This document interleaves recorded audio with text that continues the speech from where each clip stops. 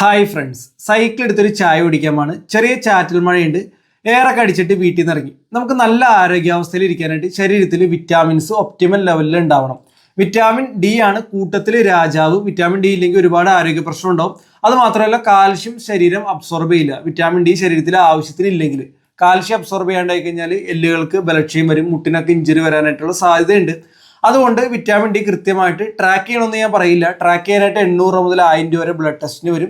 അതിൻ്റെ ആവശ്യമില്ല. എല്ലാ ദിവസവും ഒരു 15 മിനിറ്റ് വെച്ച് 2 നേരം 10 മണിയുടെ 3 മണിയുടെ ഇടയ്ക്ക് വെയിൽ കൊള്ളാണെങ്കിൽ ശരീരം തന്നെ വിറ്റാമിൻ ഡി ഉൽപ്പാദിപ്പിച്ചോളും. ഇനി നിങ്ങൾക്ക് സിവിയർ പെയിനോ അല്ലെങ്കിൽ മറ്റെന്തെങ്കിലും ബുദ്ധിമുട്ടുണ്ടെങ്കിൽ ഡോക്ടറായിട്ട് കൺസൾട്ട് ചെയ്ത് വേണമെങ്കിൽ വിറ്റാമിൻ ഡി ടെസ്റ്റ് ചെയ്യാവുന്ന കാര്യമുള്ളൂ.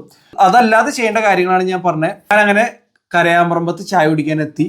കണ്ണൂർ തട്ടുകട നാഷണൽ ഹൈവേനോട് ചേർന്നിട്ടാണ്. 4 പൊറോട്ടയും ഒരു ബീഫ് കറി ഒരു കട്ടൻ കാപ്പിയും 200 രൂപയായിട്ടാ വന്നേ. നിങ്ങൾ ഈ വഴിക്ക് പാസ് ചെയ്യുകയാണെങ്കിൽ തട്ടുകടയിൽ നിന്ന് കയറി വെക്കുക. വലിയ തട്ടുകട, ഒരുപാട് സ്പേസും വരുന്നുണ്ട്.